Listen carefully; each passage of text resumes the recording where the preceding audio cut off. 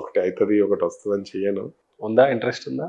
అంటే ఇప్పుడు పాయింట్ ఏంటంటే నేను సర్వీస్ కూడా స్టార్ట్ చేశాను. అంటే సిబిఎన్ ఫోరం అని, I'm the founder and president. అది సర్వీస్. ఏంటి సిబిఎన్ ఫోరం అంటే ఏంటి ఫుల్ ఫామ్? బాబు గారి పేరు అంటే సిబిఎన్ అంటే చంద్రబాబు నాయుడు గారి పేరే. ఎట్లా సూర్యాపేటలో పుట్టి పెరిగి ఆంధ్ర రాష్ట్రం యొక్క రాజకీయాల్లో ఆయన మీద ఉన్న అంత ప్రేమ, ఫౌండేషన్ పెట్టే అంత సీన్ ఎవరికి ఉంది? ఈవెన్ నాకు తెలిసి ఆంధ్రప్రదేశ్లో ఆయనను ప్రేమించే వాళ్ళకి కూడా అంత పెట్టాలనిపించే అంత లేదు. ఏమైనా పర్సనల్ కనెక్ట్ ఉందా? అట్లా ఏం లేదండి. మనము ఉమ్మడి రాష్ట్రం ఉన్నప్పుడు మన సీఎం బాబు గారే కదా. ఎప్పుడు స్టార్ట్ చేశారు సిబిఎన్ ఫౌండేషన్?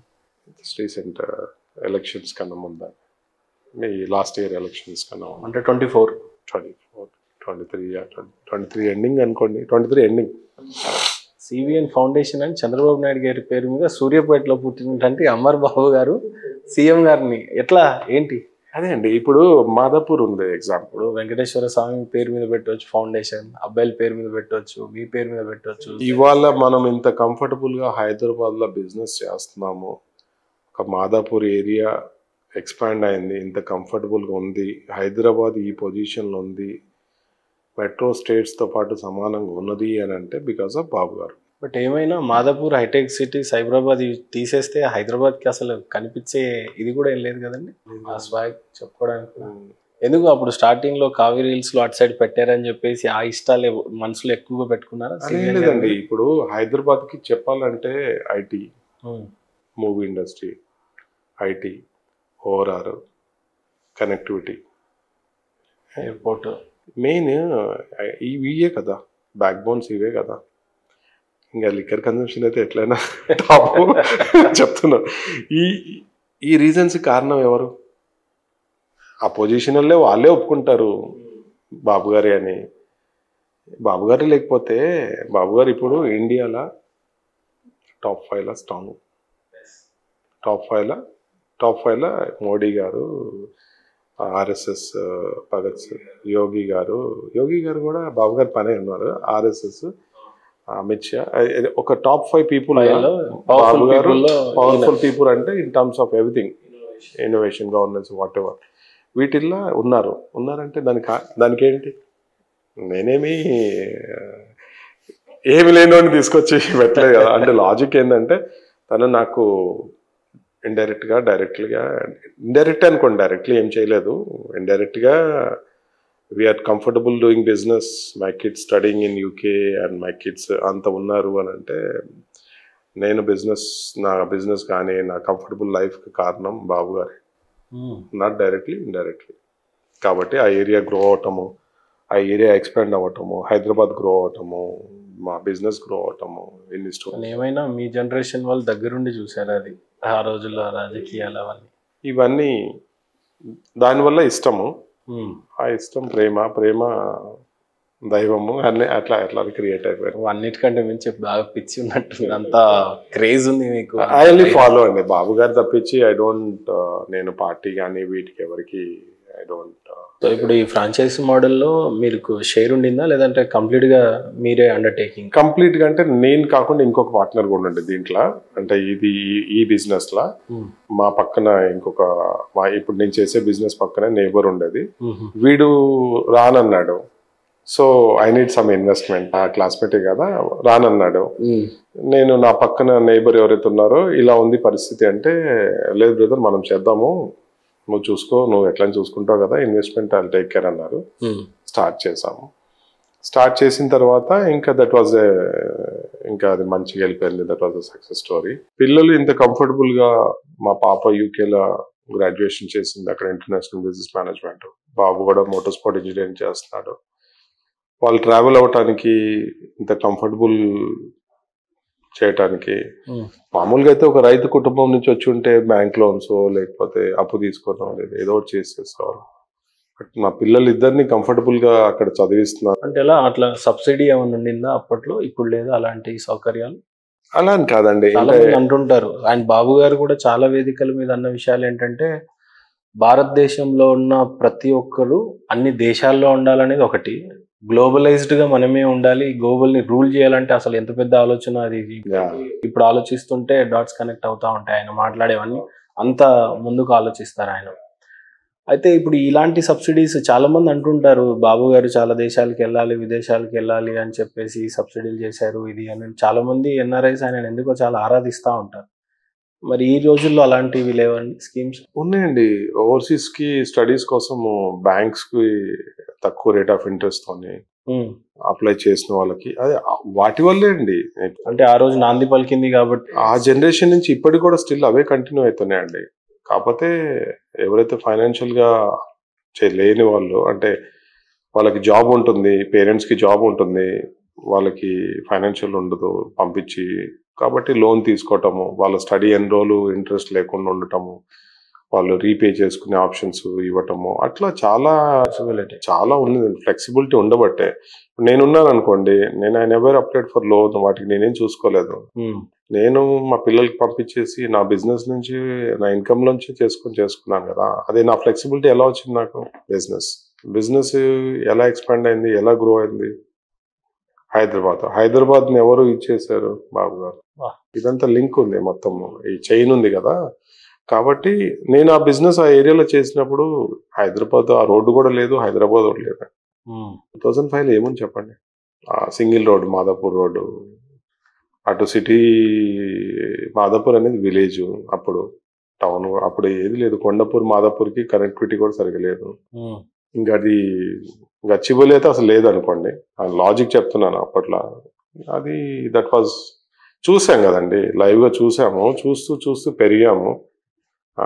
మనం ఏంటంటే రైతు బిడ్డలం కదా. మనము ఒకటి మన ఇంట్లో ఆవైనా ఏదైనా అది పాలు ఇచ్చినా ఇవ్వకపోయినా దాని మీద ప్రేమ ఉంటది.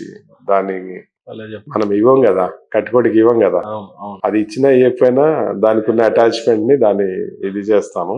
ప్లస్ ఒకటి అది ఎందుకంటే దానికి ఓపుకున్న రోజులు, దానికి వయసు ఉన్న రోజులు, దాన్ని పాలిచ్చింది, అది గుర్తుపెట్టుకుంటాం కదా. కాబట్టి బాబు గారు చేసినారు కాబట్టి గుర్తుపెట్టుకున్నాము, అది ఆ మనసులో ఉంది. ఆ కష్టం వచ్చినప్పుడు, బాబు గారికి ఒక ఇబ్బంది వచ్చినప్పుడు, అంటే ఆయన తప్పు చేసిన వల్ల ఇబ్బంది రాలేదు. అది ఒక పార్టీ, ఒక వ్యక్తి, ఒక పార్టీ వాళ్ళ సొంత ఇది కోసము బాబు గారిని అరెస్ట్ చేసినప్పుడు ఇంక నేను మామూలుగా కామన్ గా చూశాను. అదే వాళ్ళ పార్టీ వాళ్ళు ఎవరన్నా అరెస్ట్ అయ్యుంటే తగలబెట్టేసేవాళ్ళు. స్కిల్ డెవలప్మెంట్ కేసులో అంటే స్టేట్ ని తగలబెట్టేసేవాళ్ళు. ఏంటి ఆ రోజు ఎమోషనల్ గా ఏం ఫీల్ అయ్యారు మరి బాబు గారిని? అలా ఇప్పుడు ఇంత ఎమోషనల్ గా మాట్లాడుతున్నారు. బాధ అనిపించింది. ఎందుకంటే మన గురువు గాని, మనం పూజించే దేవుడు గాని, మనకి ఎవరైనా మనకి ఇన్స్పైర్ అయ్యే వాళ్ళకి ఏదైనా కష్టం వచ్చినా కానీ, తప్పు అన్నా కానీ, మన ఇంట్లో పేరెంట్స్ కానీ, మన పిల్లలు కానీ ఏదైనా ఇబ్బంది వచ్చినప్పుడు మనకి ఎలా అనిపిస్తుందో అలా అనిపించింది. ఐ ఫెల్ట్ సిమిలర్ అండి.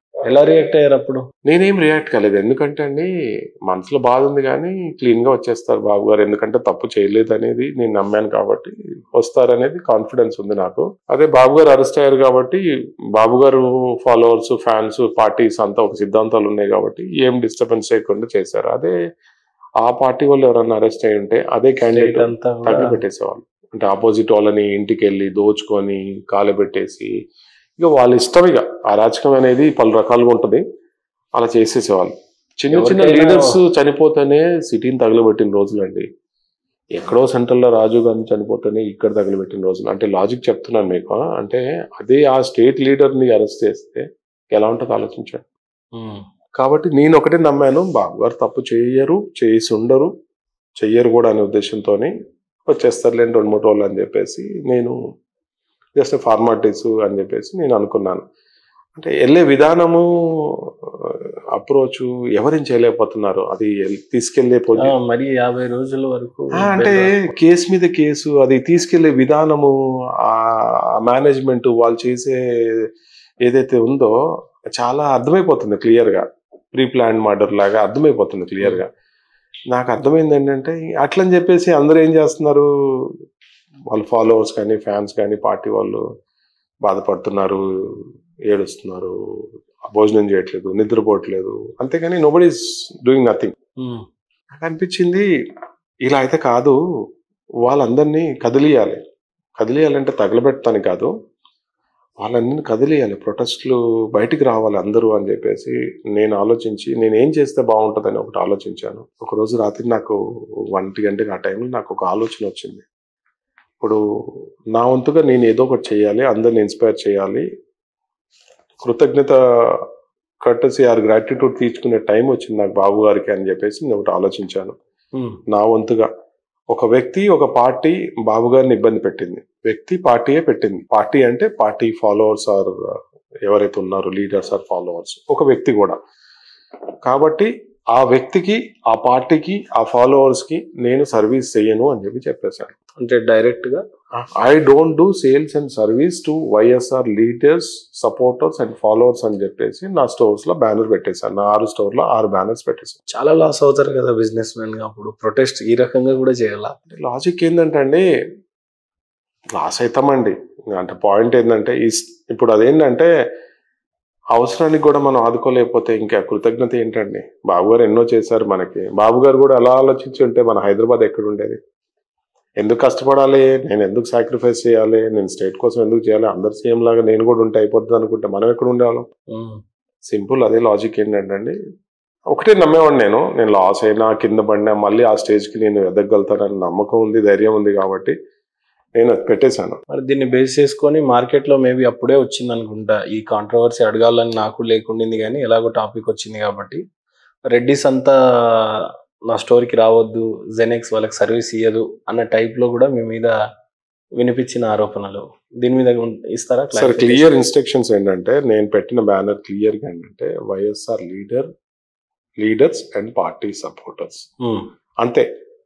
నాకు రెడ్డీస్, నేను చౌదరీస్, రెడ్డీస్ ఇవేం మెన్షన్ చేయలేదు అక్కడ. కాకపోతే ఏంటంటే వాళ్ళు కావాలని మెసేజెస్ ఎలా దాన్ని రూమర్స్ స్ప్రెడ్ చేశారంటే, రెడ్డీస్ రావద్దన్నాడు, జెనెక్స్ వాళ్ళు రెడ్డీస్ కి సర్వీస్ చేయరు, వాళ్ళు వెళ్తే చేయరు, ఇలా స్ప్రెడ్ చేశారు. సార్ రెడ్డీస్ అనేది అన్ని పార్టీస్ లో ఉన్నారు. నేను ఓన్లీ ఆ పార్టీకి సంబంధించిన వాళ్ళు అన్నారు. ఆ పార్టీలో చౌదరీస్ ఉన్నారు, రెడ్డీస్ పార్టీ అంటేనే అన్ని పార్టీస్ లో అందరూ ఉన్నారు. కాబట్టి మనం అనలేదండి. నేను ఎందుకు బ్యానర్ పే చేశానంటే, నేను పెడతానికి కూడా కారణం ఏంటంటే, మన కస్టమర్స్ సగం మంది వైసీపీ వాళ్ళు ఉన్నారు, సగం మంది టీడీపీ వాళ్ళు ఉన్నారు. ఎందుకంటే కస్టమైజేషన్ ఏదైనా ఉంటే, లైక్ గుడివాడ కొడాలి నాని గారు కానీ, వంశీ గారు కానీ, ఇట్లా వైసీపీ పెద్ద పెద్ద లీడర్స్ అందరూ మన దగ్గరే కూర్చొని స్టోర్ లో వర్క్ చేయించుకొని వెళ్తారు. సూపర్. లాస్ట్ ఎలక్షన్స్, అంతకుముందు ఎలక్షన్స్ ఒక 15 days నా దగ్గర కూర్చొని అక్కడే అన్ని చేసేసి నేను పెడితే అది ఉంది, ఆ వెయిట్ ఉంటదనే ఉద్దేశంతో అందరినీ ఆలోచింపే చేసే మెసేజ్ వెళ్తుంది అనేది. ఎందుకంటే నేను ఏ పార్టీకి సంబంధించిన కాదు, నేను ఏ కులానికి సంబంధించిన నేను డిక్లేర్ చేసుకోలేదు ఇప్పటివరకు. ఎందుకంటే people call me Genex Amar, but నేను ఎవరిని కానీ నీ కులం ఏంటి, నేను నా కులం ఇదని నేను చెప్పుకోలేదు ఇంతవరకు. నేను ఏ ప్రాంతానికి సంబంధించిన కూడా ఎక్కడ చెప్పుకోలేదు. కొంతమంది నేను ఆంధ్ర అనుకుంటారు, కొంతమంది తెలంగాణ అనుకుంటారు, కొంతమంది నార్త్ ఇండియన్ కూడా అనుకుంటారు. ఎవరి ఇష్టం వాళ్ళు, అంటే లాజిక్ చెప్తున్నాను. కాబట్టి నేను ఎక్కడ కూడా ఏ పార్టీకి సపోర్ట్ చేయటం కానీ, ఓట్ వేయటం కానీ, ఏ లీడర్కి నేను పోస్టులు పెడతాం కానీ, సపోర్ట్ పోస్టులు కానీ, ట్యాగ్లు కానీ, షేర్లు కానీ, కామెంట్లు కానీ ఎవరికి చేయలేదు. We are only purely business. కదిలించాలనుకున్నాను, ఆ బ్యానర్ పెట్టాను, జస్ట్ కింద నిప్పంటిచ్చేసాను. నాకు అర్థమైపోయింది ఏదైనా ఒక ఇది చేయాలనేది. అప్పుడు నెక్స్ట్ డే టీవీ స్క్రోలింగ్స్, ఇంకా అది ఒక్కొక్కళ్ళకి ఏంటంటే, ఏ సంబంధం లేనోడు అమరే ఇంత చేస్తున్నాడు, జెనెక్స్ అమరే ఇంత చేసినప్పుడు మనవంతగా మనం ఎంత చేయగలుగుతామనే ఆలోచనతో బయటకు వచ్చారు అందరు. ఇక్కడ కోఇన్సిడెంట్ ఏంటంటే, నేను బాబు గారు కలిసిన సెకండ్ డే ఆయన అరెస్ట్ చేశారు యాక్చువల్లీ. ఆ తర్వాత ఒక 7 days నాకు కూడా నిద్రపోవట్లేదు యాక్చువల్లీ. కోఇన్సిడెంట్ నాతో పాటు ఒక ఫ్రెండ్ కూడా వచ్చారు. మేమిద్దరం ఈ 7 days ఇదే టాపిక్స్, రేపు తెల్లారి బెయిల్ వచ్చేస్తుందేమో, ఎల్లుండి వచ్చేస్తుందేమో అని అనడం కానీ, బట్ ట్రూ ఆ ఎమోషన్స్ మాకే ఉన్నప్పుడు వ్యక్తిగతంగా మీరు ఎంత పెట్టుకున్నారు? అప్పుడు అందరూ కాలేజ్లలో అందరు పీపుల్ గ్యాదర్ అవటము, క్యాండిల్ ర్యాలీస్ కానీ, మౌన వ్రతాలు కానీ, ప్రొటెస్ట్ చేయడం, డిఫరెంట్ వేలో ప్రొటెస్ట్ చేస్తారు. ఎవ్రీబడి కేమ్ అవుట్, ర్యాలీస్ కానీ, రోడ్ మీద ర్యాలీస్ కానీ. అప్పుడు నేను బ్యానర్ పెట్టినప్పుడు, నేను ఛానల్ వాళ్ళు ఇంటర్వ్యూస్ తీసుకున్నప్పుడు నేను ఒకటే చెప్పాను, మీరు ఎవరైనా చేయాలనుకుంటే, మీకు ఏదైనా సపోర్ట్ కావాలనుకుంటే, లైక్ పోస్టర్స్ కానీ, ప్లకార్డ్స్ కానీ, వాట్ ఎవర్, మీరు బ్యాచెస్ కానీ ఏది కావాలన్నా నా వంతుగా నేను ఇస్తానని చెప్పి శాంపిల్స్ ప్రింట్ చేసి రెడీ పెట్టాను, కొన్ని థౌజండ్స్ ఆఫ్ అవి. అట్లా అందరికీ కాలేజ్లో అందరికీ సపోర్ట్ చేస్తూ పోయాను. అంటే ఇంక అది ఎట్లయిపోయిందంటే, ఇక అది దాంట్లోకి వెళ్ళిపోయినాను, ఇంకా వెళ్ళిపోయినాను, ఇక డీప్గా వెళ్ళిపోయినాను.